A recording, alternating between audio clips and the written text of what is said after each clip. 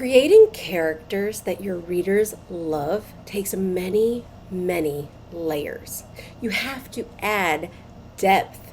But if you've taken my free training, Novel Narrator, and created your characters using a tarot card, you already have an amazing start. But there's a few things we need to think about and do to make those truly amazing characters that make our readers fall in love. Hi, I'm Jennifer Gregson, a young adult author and tarot book coach who helps writers get over that murky middle, get over imposter syndrome, and actually finish their books, all with a smile on their face. There are 4 things that I think writers need to think about when they're creating their characters. And like I said in the intro, I don't think you have to do this at the very beginning. It helps, sure, but you can definitely take your time and add these layers of depth as you're going through the writing process and editing and revising. The first thing I think is really important is, what is their motivation? And I know the old joke about actors asking directors that is very funny, especially me, who was an actor. We always love to ask, what's my motivation? But it's true. Trying to figure out what your character wants, what they really want, is super important. The other part of that is, what do they need? And I will guarantee you those are 2 different things. And that's really easy to miss. So, what does your character want? What does your character need? And I would do this for both your protagonist and your antagonist and even your side characters, because you can definitely add depth to those side characters. 2, dealing with their flaws. So us as humans have flaws, even if we don't want to admit it to anybody, even ourselves. But we all have flaws. We all have things we don't like about ourselves. And that is what can make your character go from very flat, 2-dimensional to a 3D, fully fleshed out human that your readers can be like, wow, I feel for that person, or wow, I totally see myself in that person. Even the bad guys, right?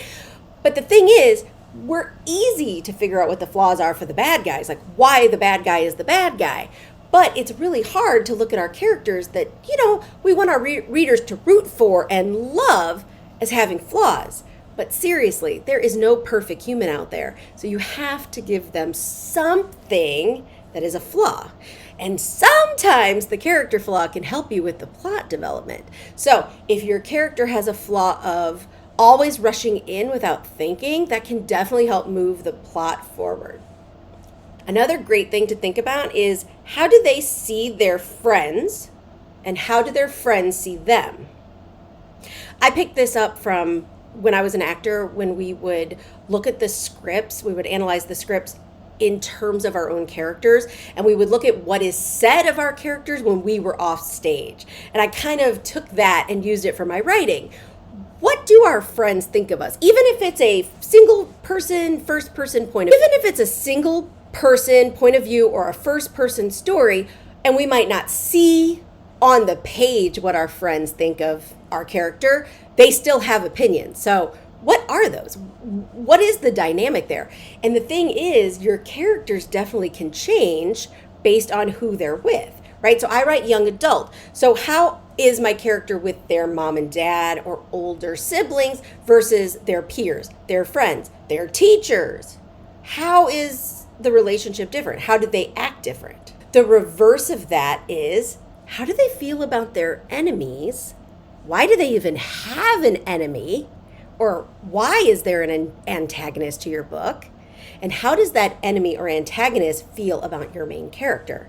Again, it's a very similar concept, but it's looking at it slightly different. We don't get along with everyone in our own lives, and so it's okay for your characters not to get along with everybody.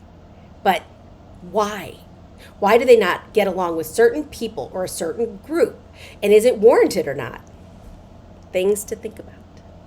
And if you know me, I use tarot cards to do this. So how would I use tarot to do this part? Well, there's a couple of ways. One, if you created your character using a tarot card, get that card back out and use it as sort of a persona to interview. ask your character the question. Now, you don't have to have a tarot card to do this, but that definitely helps me. I like to see something. You could choose an image on Pinterest if you have a mood board and you've chosen what your character looks like and there's an image. Totally use that. Or you can just picture them in your brain and write it out. Ask them questions. Why do you have this enemy? What do you think your friend says when you're not around, right? Ask them. If you didn't create your character using a tarot card and you'd like to do this process, just go through your favorite deck and choose a card now. Totally fine.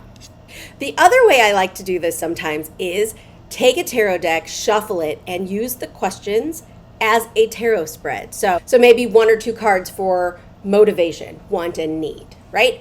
And then pull a card for friends, for enemies, for character flaw. So that'd be like 4 to 5, maybe 6 cards, depending on how many friends, how many enemies you're dealing with. And you could totally use it as a tarot spread. That's pretty fun. Remember, this takes time. You're not going to get your character right on the first draft, and that's okay. This process can be done in between drafts. Like when you're in that, I don't really want to work on the book, but I don't want to not work on the book. This is a great thing to do in that moment. Or when you're gearing up to start editing, maybe your second draft, your third draft. These are really fun exercises to get you back in the mood, back in the story of your book before you're ready to write. If you haven't taken my free training, Novel Narrator, How to Create a Character Using Tarot Cards in 30 minutes or less, then download that with the link in my description box, and that will definitely be a great first start. I will be doing new videos every week throughout the summer, so subscribe to my channel, hit that notification bell, and come back next week. Have a great day.